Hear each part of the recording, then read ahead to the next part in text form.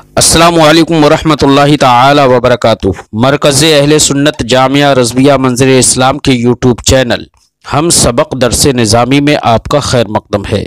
پیارے بچوں، جنہوں نے اب تک ہمارے چینل کو سبسکرائب نہیں کیا ہے وہ ضرور سبسکرائب کر لیں اور بیل آئیکن یعنی گھنٹی بھی بجا دیں تاکہ ہر ویڈیو کی نوٹیفیکیشن اطلاع اپلوڈ کرتے ہی آپ تک پہنچ جائے، اور اپنے ساتھیوں سے بھی شیئر کریں، شیئر کرنا نہ بھولیں تاکہ ان کو بھی فائدہ حاصل کرنے کا موقع ملے، اور بات پسند آئے تو لائک بھی کیا کریں اور اپنے قلبی تاثر کو ضرور کمنٹ کر کے بتائیں۔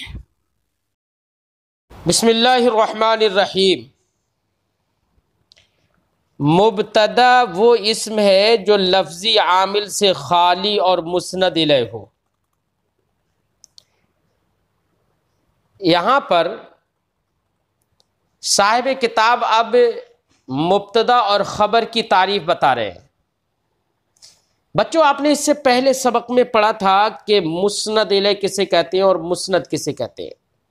اختصار کے ساتھ یہ سمجھیے کہ دو اسم ہوں یا ایک اسم اور ایک فعل ہو، اگر ایک کا تعلق دوسرے سے اس طور سے کرنا ہے کہ ایک کی نسبت ہم دوسرے کی طرف کر دیں، اس طور سے نسبت کر دیں کہ کہنے والا کہہ کر خاموش ہو جائے اور سننے والے کو آپ کے اس جملے سے خبر یا طلب معلوم ہو جائے، تو ایسی صورت میں اس کو جملہ کہتے تھے، کیونکہ وہ مسند الیہ کے مجموعہ بن گیا ہے۔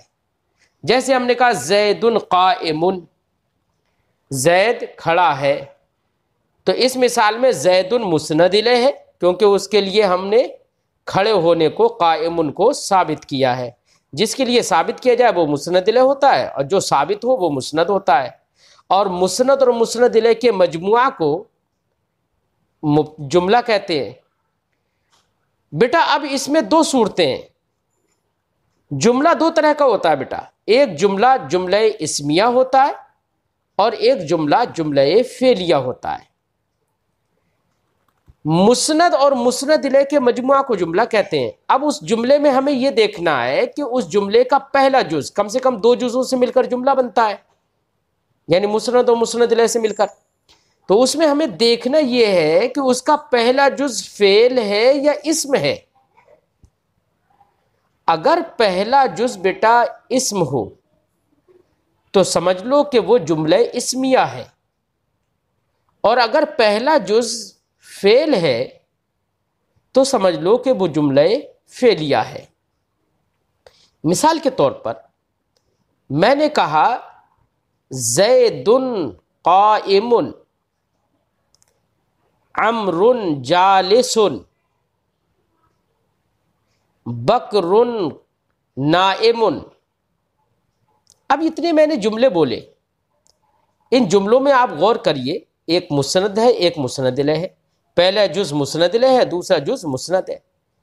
اب اس میں پہلا جز یعنی زید قائم میں زید یہ پہلا جز ہے جملے کا، اور قائم جملے کا دوسرا جز ہے۔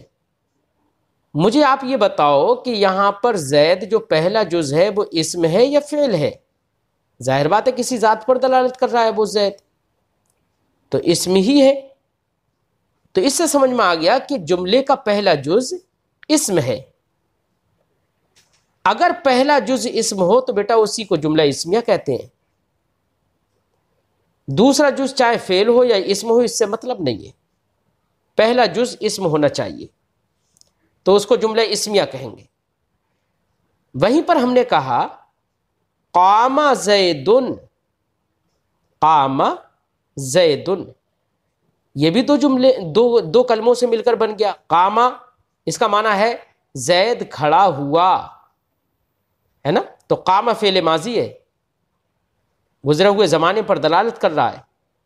اس سے یہ سمجھ میں آیا کہ زید گزرے ہوئے زمانے میں کھڑا ہوا، تو قام فعل ماضی ہے۔ اب ہم نے یہاں پر قامہ کی نسبت زید کی طرف کی اور ہم نے کہا قام زید، تو یہاں پر قامہ فعل یہ مسند ہو جائے گا، جس کی نسبت کی جائے وہ مسند ہوتا ہے، جس کی طرف نسبت کی جائے وہ مسند الیہ ہوتا ہے۔ تو قام زید میں قامہ مسند ہے، اور زید مسند الیہ ہے۔ جملہ فعلیہ میں ہمیشہ فعل مسند ہوتا ہے اور اس کا فاعل مسند الیہ ہوتا ہے۔ جملہ اسمیہ میں ہمیشہ مبتدا مسند الیہ ہوتا ہے اور خبر اس کی مسند ہوتی ہے۔ اب ہمیں بتانا یہ ہے کہ قامہ زید میں قامہ فعل ہے، اس کی نسبت کی گئی ہے زید کی جانب، وہ مسند ہے۔ اب قامہ مسند ہے اور زید مسند الیہ، مسند اور مسند الیہ کا مجموعہ ہو گیا، اور مسند و مسند الیہ کے مجموعہ کو جملہ کہتے ہیں، لہذا قامہ زید جملہ بن گیا۔ اور ہم نے بتایا تھا کہ جملے کے پہلے جز کو دیکھنا ہے کہ پہلا جز اسم ہے یا فعل ہے۔ اگر پہلا جز اسم ہے تو اس کو جملہ اسمیہ کہیں گے، اور پہلا جز اگر فعل ہے تو اس کو جملہ فعلیہ کہیں گے۔ اب آپ مجھے بتاؤ، قامہ زید میں قامہ فعل ماضی ہے تو پہلا جز فعل ہے یا اسم ہے؟ ظاہر بات ہے کہ قامہ فعل ہے، تو اب قامہ زید میں پہلا جز فعل ہو گیا، تو اب ایسی صورت میں قامہ زید کو جملہ فعلیہ کہیں گے یا جملہ اسمیہ؟ جی جملہ فعلیہ کہیں گے اب اسے۔ بیٹا جملہ فعلیہ جملہ اسمیہ جملے کی ہم نے دو قسمیں بتا دی۔ جملہ اسمیہ جو ہوتا ہے جس کا پہلا جز اسم ہوتا ہے اس کو جملہ اسمیہ کہتے ہیں، دوسرا والا جز چاہے فعل ہو چاہے اسم ہو اس سے مطلب نہیں ہے، تو جملہ اسمیہ کہتے ہیں اگر اس کا پہلا جز اسم ہو۔ جملہ اسمیہ میں بیٹا ایک مسند الیہ ہوگا اور ایک مسند ہوگا۔ جملہ اسمیہ میں جو مسند الیہ ہوتا ہے جس کی طرف نسبت کی جاتی ہے اس کو مبتدا کہتے ہیں، اور جو مسند ہوتا ہے جملہ اسمیہ میں اسے خبر کہتے ہیں۔ اب ہم نے کہا زید قائم، تو زید قائم میں زید کی طرف ہم نے قیام کی نسبت کی ہے، قیام کا ثبوت کیا ہے زید کے لیے، جس کے لیے ثبوت کیا جائے وہ مسند الیہ، لہذا زید مسند الیہ ہو گیا اور قائم مسند ہو گیا۔ اور ہم نے بتایا تھا جملہ اسمیہ میں جو مسند الیہ ہوتا ہے اس کو مبتدا کہتے ہیں، اور جو مسند ہوتا ہے جملہ اسمیہ میں اس کو خبر کہتے ہیں۔ تو اب یہاں پر ہم کہیں گے زید قائم میں زید مبتدا ہے اور قائم اس کی خبر ہے۔ اب یہ ہم نے لفظوں میں جملے کے اندر تو ہم نے یہ پہچان لیا کہ مبتدا کیا ہے اور خبر کیا ہے۔ اب تعریف کر رہے ہیں مبتدا کی، اگر کوئی پوچھنے لگے کہ مبتدا کی تعریف کیا ہے، مبتدا کی ڈیفینیشن کیا ہے، تو اس کی تعریف کر رہے ہیں کہ مبتدا کی تعریف عربی میں مبتدا کسے کہتے ہیں، عربی میں خبر کسے کہتے ہیں۔ تو تعریف میں دیکھو صاحب کتاب فرماتے ہیں مبتدا وہ اسم ہے جو لفظی عامل سے خالی اور مسند الیہ ہو، یعنی مبتدا ایسا اسم ہوگا جو لفظی عامل سے خالی بھی ہو اور مسند الیہ ہو۔ مسند الیہ ہونا تو آپ نے سمجھ لیا، میں نے آپ کو بتایا تھا کہ جملہ اسمیہ میں جو مبتدا ہوتا ہے وہ مسند الیہ ہوتا ہے، جو مسند الیہ ہوتا ہے وہی مبتدا کہلاتا ہے۔ تو مسند الیہ ہونا تو آپ نے سمجھ میں آ گیا آپ کے کہ مبتدا مسند الیہ ہوتا ہے۔ لیکن پہلی بات جو بتائی کہ مبتدا وہ اسم ہے جو لفظی عامل سے خالی ہو، لفظی عامل سے خالی ہونے کا مطلب کیا ہوتا ہے بیٹا؟ لفظی عامل سے خالی ہونے کا مطلب یہ ہوتا ہے کہ اس کے لفظوں میں اس میں عمل کرنے والا کوئی عامل نہ آئے۔ مثال کے طور پر ہم نے کہا زید قائم، تو زید قائم میں مجھے یہ بتاؤ زید پر جو ضمہ آ رہا ہے، پیش آ رہا ہے، یہاں پر زید سے پہلے کوئی لفظ میں عامل ہے؟ نہیں ہے عامل۔ لفظ میں عامل مثال کے طور پر ہم لگا کے دکھا دیتے، ہم نے کہا ان زیدن قائم، تو ان حرف مشبہ بالفعل ہے، یہ اپنے اسم کو نصب دیتا ہے اور اپنی خبر کو رفع کرتا ہے، تو اب انا کی وجہ سے زیدن پر نصب آ گیا، ان زیدن قائم، تو حرف مشبہ بالفعل ہے، یہاں پر اس نے زید کو عمل زید کو نصب دے دیا، تو یہاں پر یہ کہا جائے گا کہ زید کا عامل ناصب یہاں پر موجود ہے لفظ میں، تو یہاں پر عامل لفظی ہو گیا نا۔ ہم نے کہا بزیدن، ہم نے کہا من زیدن، تو زید پر زیر آ گیا، زید مجرور ہو گیا، کیوں ہو گیا؟ کیونکہ اس سے پہلے لفظ میں حرف جر من یا با آ گیا ہے، تو یہاں پر عامل لفظی ہے۔ اب مجھے بتاؤ زید قائم میں زید میں کوئی عامل لفظی دکھ رہا ہے آپ کو؟ نہ ہی نصب دینے والا عامل لفظی دکھ رہا ہے، نہ ہی جر دینے والا عامل لفظی لگ رہا ہے، کوئی عامل لفظی ہے ہی نہیں زید میں۔ جب کوئی عامل لفظی نہیں ہے اسی وجہ سے وہ مرفوع ہے ابتدا کی بنا پر، اسی کو کوئی عامل لفظی کا نہ ہونا ہی بیٹا ابتدا کہلاتا ہے. تو لہذا مبتدا ایسے اسم کو کہیں گے کہ جو لفظی عامل سے خالی ہو، جس میں کوئی لفظ میں عامل نہ ہو، عمل کرنے والا نہ ہو، اور وہ مسند الیہ ہو. لہذا زید عالم میں ہم نے زید کو دیکھا کہ اس میں کوئی لفظی عامل نہیں ہے اور وہ مسند الیہ بھی ہے، لہذا اس کو ہم مبتدا کہیں گے. اور خبر کی بھی تعریف یہی ہے کہ خبر وہ اسم ہے، خبر اسے کہیں گے جو لفظی عامل سے خالی ہو اور مسند ہو. بس فرق مسند کا ہے، جو مبتدا ہوتا ہے وہ مسند الیہ ہوتا ہے، جو خبر ہوتی ہے وہ مسند ہوتی ہے. لہذا ہم نے کہا زید قائم. اب قائم میں یہاں پر زید قائم میں ہم قائم کو دیکھیں کہ قائم یہ بھی لفظی عامل سے خالی ہے، اس میں کوئی نہ ہی جر دینے والا کوئی لفظ عامل ہے اور نہ ہی اس کو نصب دینے والا کوئی لفظی عامل ہے. تو لفظی عامل سے ہی تو یہ خالی ہے قائم. اور یہ مسند بھی ہے کیونکہ اس کی نسبت کی گئی ہے زید کی جانب، تو مسند بھی ہے. تو لفظی عامل سے خالی بھی ہے اور مسند بھی ہے، لہذا اس کو ہم خبر کہیں گے. لہذا زید قائم میں زید مبتدا ہے اور قائم اس کی خبر ہے. فرماتے ہیں مبتدا وہ اسم ہے جو لفظی عامل سے خالی اور مسند الیہ ہو. خبر وہ لفظ ہے، وہ لفظ کہہ رہے ہیں یہاں پر اسم نہیں کریں کیونکہ خبر کبھی فعل بھی ہو جاتی ہے اور خبر کبھی اسم بھی ہو جاتا ہے، اس لیے لفظ بولا تاکہ وہ اسم اور فعل دونوں کو شامل ہو جائے. خبر وہ لفظ ہے جو لفظی عامل سے خالی اور مسند ہو. جیسے اردو میں مثال دے رہے ہیں، جیسے زید نمازی ہے، تو نمازی ہونے کا ثبوت کس کے لیے کیا جا رہا ہے؟ زید کے لیے. تو جس کے لیے ثبوت کیا جائے وہ مبتدا وہی مسند الیہ ہوتا ہے، لہذا زید مسند الیہ ہو گیا، نمازی مسند ہو گیا، ہے نا.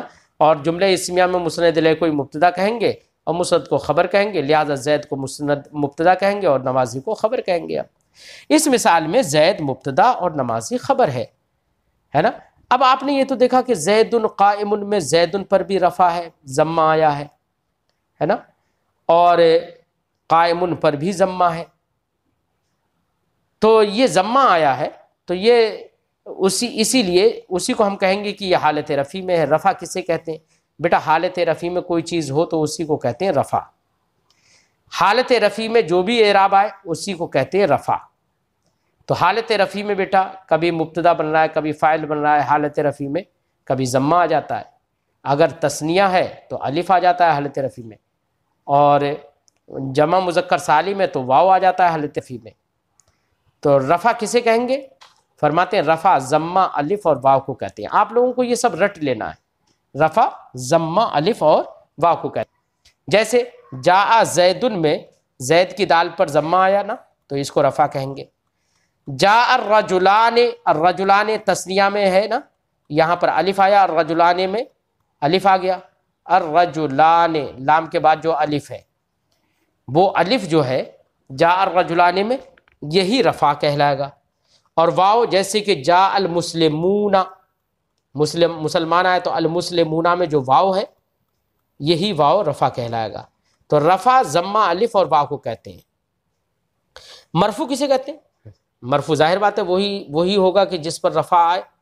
جیسے جاء زیدن میں دال پر ضمہ آیا، دال پر رفع آیا تو کہہ دیا کہ زید یہ مرفوع ہے.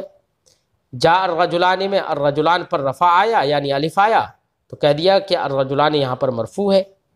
جاء المسلمون میں واو آیا، رفع آیا تو کہہ دیا جائے گا کہ المسلمون یہ مرفوع ہے. فرماتے ہیں مرفوع وہ اسم ہے جس پر ضمہ یا الف یا واو آئے. جیسے المسلم، یہاں پر میم پر ضمہ آ گیا. المسلمان یہاں پر الف آ گیا جس کو رفع کہتے ہیں کیونکہ رفع ضمہ الف اور واو کو کہتے ہیں. المسلمون یہاں پر واو ہے. ابو زیدن میں ابو ہے نا کہ یہ بھی رفع کہلائے گا. ٹھیک ہے، کیونکہ اسماء ستہ مکبرہ کا جب بیٹا آپ اعراب پڑھیں گے تو ان کا بھی اعراب یہی کہ حالت رفع میں واو آتا ہے. تو یہاں پر ابو زیدن میں ابو جو ہے وہ مرفوع ہوگا. بیٹا مرفوع کہلانے والے جو آپ نحومیر میں اور دیگر کتابوں میں جو پڑھیں گے تو کل مرفوعات تو 8 ہیں. کیا ہے؟ کل مرفوعات 8 ہیں. مثلا مبتدا ہے، خبر ہے، فاعل ہے، نائب فاعل ہے، انا کی خبر ہے، کانا کا اسم ہے، لا نفی جنس کی خبر ہے، مالا مشبہ بلیسہ کا اسم ہے، یہ سب مرفوعات ہیں بیٹا۔ صاحب کتاب فرماتے ہیں کہ مرفوع کہلانے والے اسم تو 8 ہیں، لیکن ہم یہاں پر سب کو نہیں ذکر کریں گے، یہاں پر کچھ چیزوں کو ذکر کریں گے اور کچھ چیزوں کی ہم مشق کرائیں گے طلباء کو۔ فرماتے ہیں تنبیہ، آگاہی، مرفوع کہلانے والے اسم تو 8 ہیں، لیکن اس کتاب میں ان میں سے صرف 6 اسم کا استعمال کیا گیا ہے، چونکہ 6 اسموں کو استعمال کر کے طلباء کو انہی کی مشق کرائی گئی ہے۔ تو فرماتے ہیں اور وہ یہ ہے، وہ 6 اسم کون سے؟ وہ یہ ہے مبتدا، خبر، فاعل، نائب فاعل، ان وغیرہ کی خبر، کانا وغیرہ کا اسم۔ تو ان 6 مرفوعات کو ذکر کیا گیا ہے اس کتاب میں، ہے نا، کیونکہ انہی کی مشق کرائی گئی ہے۔ سارے مرفوعات کا ذکر اس کتاب میں ابھی نہیں کیا گیا ہے۔ فرماتے ہیں نصب کسے کہتے ہیں؟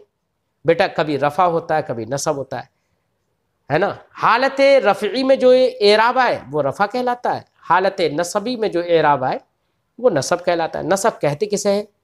کہہ رہے ہیں نصب فتحہ، کسرہ، الف اور یا کو کہتے ہیں، یعنی 4 چیزوں کو نصب کہتے ہیں بیٹا۔ ایک تو فتحہ کو، جیسے میں نے کہا رأیت زیدن، ہم نے کہا ان زیدن، تو زیدن کی دال پر نصب آ گیا نا، فتحہ آ گیا۔ ایسی کسرہ کو بھی نصب کہتے ہیں، جیسے کسرہ کہاں آئے گا بیٹا؟ کسرہ آئے گا جیسے جمع مؤنث سالم میں، جمع مؤنث سالم میں حالت نصبی میں کسرہ آتا ہے، جیسے رأیت المسلماتی، ہے نا، تو یہاں پر کسرہ ہی نصب کہلائے گا، حالت نصبی میں کسرہ آ گیا۔ الف بھی نصب کہلاتا ہے، یہ الف نصب کہاں پر کہلاتا ہے؟ جیسے کہ اسماء ستہ مکبرہ، جو سب آپ نومیر میں بیٹا پڑھیں گے، اسماء ستہ مکبرہ جیسے لفظ اب ہے تو ہم کہیں گے رأیت ابا کا حالت نصبی میں الف آ گیا۔ اور یا حالت نصبی میں کب ہوتی ہے، نصب کب بنتی ہے؟ جیسے کہ جمع مذکر سالم میں حالت نصبی میں یا ما قبل کسرہ ہی آتی ہے۔ تو نصب 4 چیزوں کا نام ہے، فتحہ، کسرہ، الف اور یا۔ اگر کہیں پر کسی لفظ پر آپ فتحہ دیکھیں، کسرہ دیکھیں، اگر حالت نصبی میں کسرہ دیکھیں، الف دیکھیں حالت نصبی میں، اور جر دیکھیں، یا دیکھیں حالت نصبی میں، تو آپ سمجھ لیں گے کہ یہ نصب ہے۔ اور فتحہ، کسرہ، الف اور یا جس اسم پر آ جائیں وہی اسم منصوب کہلائے گا۔ فرماتے منصوب وہ اسم ہے جس پر فتحہ یا کسرہ یا الف یا آئے، جیسے المسلمہ، تو یہاں پر فتحہ آ گیا، المسلماتی یہاں پر زیر آ گیا یعنی کسرہ آ گیا، یہ بھی کیا ہے؟ منصوب کہلائے گا المسلمات۔ ابا زیدن میں ابا، یہ بھی منصوب ہے کیونکہ اسماء ستہ مکبرہ سے یہ مثال دے دی۔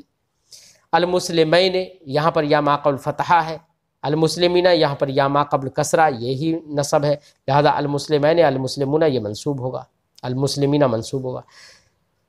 اس میں منصوب کی تعداد 12 ہے۔ صاحب کتاب فرماتے ہیں کہ جو اسم منصوب ہوتے ہیں جن پر نصب آتا ہے ان کی تعداد تو 12 ہے۔ کتابوں میں نحو کی کتابوں میں جب آپ پڑھیں گے تو منصوبات 12 پڑھیں گے، لیکن فرماتے ہیں یہاں پر ہم سب کا ذکر نہیں کریں گے کیونکہ سب کا ذکر کر تو لمبا ہو جائے گا، طلباء کو مشق کرانا ہے، طلباء کو سکھانا ہے، تو فرماتے ہیں کہ یہاں پر ہم سب کا ذکر نہیں کریں گے، تھوڑے کا ذکر کریں گے۔ فرماتے ہیں مگر اس کتاب میں ان میں سے صرف 8 اسم استعمال کیے گئے ہیں، اور وہ یہ ہیں مفعول بھی، مفعول فی، مفعول مطلق، مفعول لہو، حال، تمیز، ان وغیرہ کا اسم، کانا وغیرہ کی خبر۔ بیٹا یہ منصوب ہو گیا۔ جر کسے کہتے ہیں؟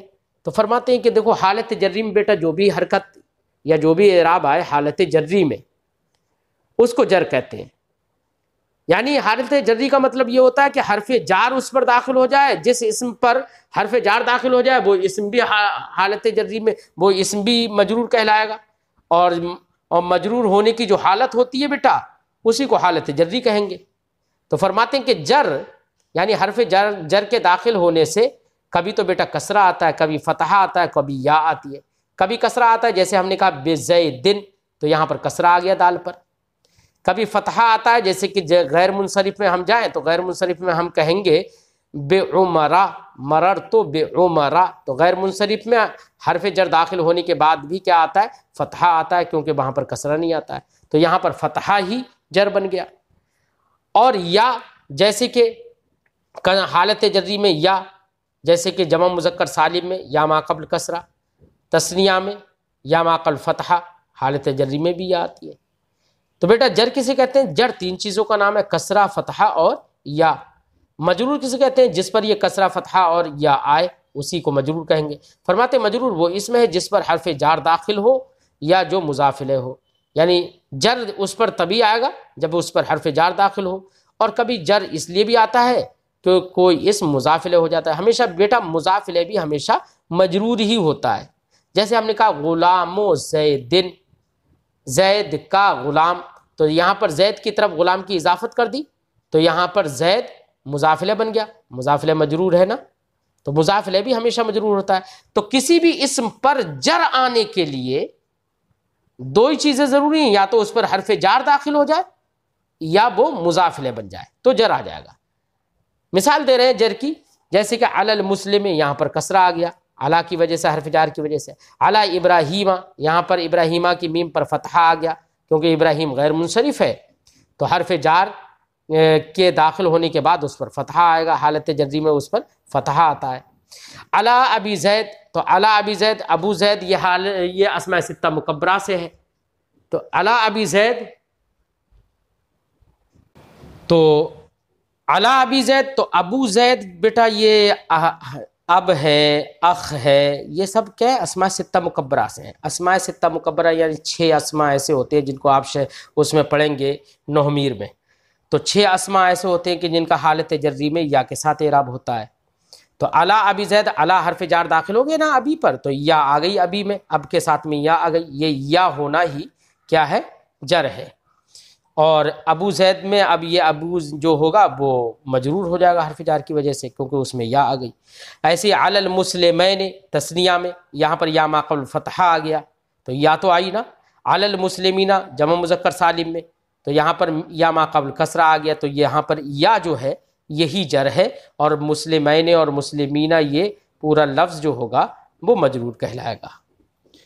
اور جیسے ولد المسلم، ولد المسلم یہ اضافت کی مثال دے دی کہ دیکھو ولد کی اضافت ہم نے المسلم کی جانب کر دی، تو ولد مضاف ہے، المسلم مضاف الیہ، اور ہم نے بتایا تھا کہ مضاف الیہ ہمیشہ مجرور ہوتا ہے، تو اس لیے ولد المسلم میں المسلم میم پر زیر آ گیا نا۔ ولد ابراہیم یہ بھی اضافت کی مثال دے دی ہے نا، ولد کی اضافت ابراہیم کی طرف کر دی، ابراہیم غیر منصرف ہے اس لیے حالت جری میں اس پر فتحہ آ گیا ہے نا، تو فتحہ جو ہے یہ بھی جر ہے۔ ولد و ابی زید، یہاں پر ولد کی اضافت ابی زید کی طرف کر دی تو وہ مضاف الیہ بن گیا ابی، اور مضاف الیہ مجرور ہوتا ہے اس لیے یہاں پر جر میں یا آ گئی۔ غلام المسلمین، یہاں پر غلام کی اضافت مسلمین کی طرف کر دی تو المسلمین مجرور ہو گیا اس لیے یا ما قبل فتحہ اس پر اس کا اعراب بن گیا۔ امام المسلمین، مسلمانوں کا امام، تو یہاں پر المسلمین کہا تو یہاں پر امام کی اضافت مسلمین کی جانب کر دی، مسلمین مضاف الیہ بن گیا، اور ہر مضاف الیہ مجرور ہوتا ہے لہذا مسلمین پر اعراب جر کا آ گیا یعنی یا ما قبل کسرہ آ گیا۔ تو بیٹا یہ جو باتیں آج کی جو اصطلاحات ہیں نا، یہ اصطلاحات بیٹا سب لوگ آپ زبانی یاد کر لینا کیونکہ یہی باتیں نومیر میں بھی آئیں گی، تو یہ آپ رٹ لینا خوب پکے سے تاکہ آپ کو کہیں پر بھی سمجھنے کی، کہیں پر بھی لفظ پوچھا جائے تو آپ بتا سکتے ہیں کہ کیا رفع ہے، کہاں پر رفع ہے، کہاں پر جر ہے، کہاں پر نصب ہے، کسے مجرور کہیں گے، کسے منصوب کہیں گے، کسے مجرور کہیں گے، کسے مرفوع کہیں گے، وہ بیٹا آپ سب آسانی سے پھر سمجھ جائیں گے۔ فرماتے جملہ اسمیہ، جملہ فعلیہ۔ میں نے بیٹا آج کے سبق کے شروع ہی میں نے آپ کو بتایا تھا کہ جملے کی 2 قسمیں ہوتی ہیں، ایک جملہ اسمیہ ہوتا ہے، ایک جملہ فعلیہ ہوتا ہے۔ ظاہر بات ہے کہ مسند اور مسند الیہ کے مجموعہ کو جملہ کہتے ہیں۔ اب 2 جز ہو گئے نا، مسند اور مسند الیہ، اب اس جملے کو، اس دونوں کے مجموعے کو تو جملہ کہہ دیا، اب جملے میں دیکھنا ہے کہ پہلا جز کیسا ہے۔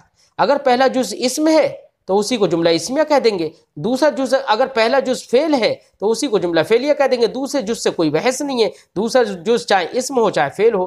مثال کے طور پر ہم نے کہا زید قائم، تو زید قائم زید مسند الیہ ہے، قائم مسند ہے، مسند و مسند الیہ کا مجموعہ ہو گیا، یہ جملہ ہو گیا۔ اب جملے میں ہم نے غور کیا کہ زید پہلا جز کیا ہے؟ زید ہے، اور زید اسم ہے، لہذا پہلا جز جب اسم ہے تو اس کو جملہ اسمیہ کہہ دیا ہم نے، ہے نا۔ اور ہم نے کہا ضرب زید، زید نے مارا، تو یہاں پر ضربہ کی نسبت کی گئی ہے زید کی جانب، تو ضربہ مسند ہے اور زید مسند الیہ ہے۔ جملہ فعلیہ میں ہمیشہ بیٹا فعل مسند ہوتا ہے اور اسم مسند الیہ ہوتا ہے، جو بھی فاعل ہوگا وہ مسند الیہ ہوگا۔ تو یہاں پر ضربہ مسند ہو گیا اور زید مسند ہو گیا ضربہ زید میں، لہذا مسند. اب یہاں پر غور کیا، 2 جز ہو گئے، جملہ بن گیا. اب اس کا پہلا جز دیکھا ضربہ، وہ فعل ماضی ہے، اور جس جملے کا پہلا جز فعل ہو اسی کو جملہ فعلیہ کہتے ہیں، لہذا ضربہ زید کو ہم کیا کہیں گے؟ جملہ فعلیہ کہیں گے. بات سمجھ میں آ گئی بیٹا؟ یہ ہم نے شروع میں ہی بتایا تھا. صاحب کتاب فرماتے ہیں جملہ اسمیہ وہ جملہ ہے جس کا پہلا جز اسم ہو، جیسے زید عالم میں زید پہلا جز ہے اور وہ اسم ہے. جملہ فعلیہ وہ جملہ ہے جس کا پہلا جز فعل ہو، جیسے علم زید زید نے جانا. تو علم فعل ماضی کا صیغہ ہے باب سمعہ سے، ابھی بیٹا آپ نے پڑھا نہیں ہوگا، بہرحال اتنا آپ یقین رکھو، چونکہ ابھی آپ نے پڑھا نہیں ہے، لیکن آپ یہ سمجھو کہ یہ علم فعل ماضی ہے، واحد غائب کا صیغہ ہے. تو علم زید زید نے جانا، تو علم یہاں پر پہلا جز فعل ہو گیا، لہذا اس کو جملہ فعلیہ کہیں گے. جو ابھی ہم نے پڑھا دیا، اب اس کے بعد میں صاحب کتاب ایک ہدایت ذکر کر رہے ہیں. ہدایت میں کیا بتا رہے ہیں اس کو پہلے پڑھتے ہیں، اس کے بعد اگر کہیں پر کچھ دقت ہوگی وہ آپ کو ہم سمجھا دیتے ہیں. فرماتے ہیں ہدایت جملہ اسمیہ کے اندر جو لفظ مسند الیہ ہو اسے مبتدا، اور جو مسند ہوگا اسے خبر کہیں گے. یہ بیٹا میں نے پہلے ہی بتا دیا. جملہ اسمیہ میں پہلے تو جملے کو دیکھنا ہے، جملہ بن گیا، مسند و مسند الیہ کا کہیں پر مجموعہ ہے تو آپ نے سمجھ لیا کہ جملہ ہے. پھر آپ کو اس میں یہ دیکھنا ہے کہ پہلا جز اسم ہے یا فعل ہے. اگر پہلا جز اسم ہے تو جملہ اسمیہ ہے، پہلا جز اگر فعل ہے تو جملہ فعلیہ ہے. پھر جملہ اسمیہ میں ہمیں غور کرنا ہے کہ جو پہلا جز جو ہوگا، جس کو ہم جملہ اسمیہ کہہ رہے ہیں، اس کا پہلا جز اسم ہوگا، تو جو پہلا جز ہوگا جملہ اسمیہ میں بیٹا وہ مسند الیہ ہوگا. اور جملہ اسمیہ میں مسند الیہ کو بیٹا مبتدا کہتے ہیں. اسی لیے ہم نے کہا تھا کہ زید قائم میں زید مبتدا ہے، کیونکہ وہ مسند الیہ ہے، جملہ اسمیہ ہے. ہمیشہ یاد رکھیے کہ جملہ اسمیہ میں مسند الیہ کو مبتدا کہتے ہیں اور مسند کو خبر کہتے ہیں. اس کے برخلاف اگر جملہ فعلیہ ہے تو جملہ فعلیہ میں ہمیشہ فعل جو ہوگا وہ مسند ہوگا. اب فعل کے بعد میں جو بھی فاعل یا نائب فاعل وغیرہ جو بھی ہوں گے وہ مسند الیہ ہوں گے. جملہ فعلیہ میں مسند کو فعل کہیں گے اور مسند الیہ کو فاعل یا نائب فاعل وغیرہ وغیرہ کہیں گے. اسی کو صاحب کتاب پر بیان کرتے ہیں. فرماتے ہیں جملہ اسمیہ کے اندر جو لفظ مسند الیہ ہو اسے مبتدا، اور جو مسند ہوگا اسے خبر کہیں گے. اور جملہ فعلیہ کے اندر مسند الیہ کو فاعل یا نائب فاعل اور مسند کو فعل کہتے ہیں. لہذا ہم نے مثال دی زید قائم، آپ بتا سکتے ہیں جملہ اسمیہ ہے. اب جملہ اسمیہ میں پہلے جز کو مسند الیہ کہتے ہیں، دوسرے جز کو مسند، اور جو مسند الیہ ہوتا ہے اسی کو مبتدا کہتے ہیں. لہذا زید قائم کی بیٹا ہم ترکیب کریں گے تو کیا کہیں گے کہ زید مبتدا قائم خبر، مبتدا اپنی خبر سے مل کر جملہ اسمیہ خبریہ، جملہ اسمیہ خبریہ. اور ہم نے ایک مثال دی قام زید، زید کھڑا ہوا، علم زید زید نے جانا. تو علم یہ جملہ فعلیہ ہے چونکہ پہلا جز فعل ہو گیا. اب جملہ فعلیہ ہے اور ہم نے پڑھ لیا ہے کہ جملہ فعلیہ کے اندر پہلا جز جو ہوتا ہے اس کو فعل کہتے ہیں اور دوسرے جز کو اس کا فاعل کہتے ہیں یا نائب فاعل کہتے ہیں. لہذا ضرب زید میں، قام زید میں، علم زید میں، علم یہ فعل ہے اور زیدن اس کا فاعل ہے. فعل اپنے فاعل سے مل کر جملہ فعلیہ خبریہ، چونکہ پہلا جز ہے اس لیے جملہ فعلیہ ہو گیا. اور خبر مل رہی ہے، ہم نے خبر دے دیا آپ کو، زید کھڑا ہے، زید نے کھایا، زید نے پیا، یہ خبریں دینا ہی تو ہے، اس لیے اس کو جملہ فعلیہ خبریہ یا جملہ اسمیہ خبریہ کہیں گے. فرماتے ہیں مندرجہ ذیل جملوں میں مسند الیہ اور مسند کو پہچان کر مبتدا، خبر، فعل، فاعل اور نائب فاعل بتاؤ. بیٹا کبھی کبھی کیا ہوتا ہے، فعل ہوتا ہے، ہم نے کہا دیکھو ضرب زید، آگے چند جملے اردو کے صاحب کتاب نے ذکر کیے، آپ کو اس میں یہ پہچاننا ہے کہ کون سا جملہ جملہ اسمیہ ہے، کون سا جملہ جملہ فعلیہ ہے. اگر جملہ اسمیہ ہے تو اس پہلے جز کو کیا کہیں گے، مبتدا کہیں گے، دوسرے جز کو خبر کہیں گے، تو وہ آپ کو سمجھنا ہے، پہچاننا ہے. اور اگر کہیں پر جملہ فعلیہ ہے تو پہلے جز کو فعل کہیں گے، دوسرا جز کو اس کا فاعل کہیں گے.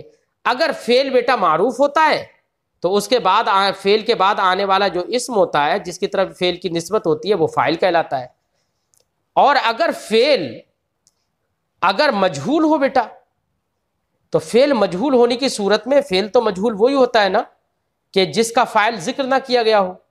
اگر فعل مجہول ہوتا ہے تو اس کا فاعل تو ذکر نہیں کیا جاتا ہے.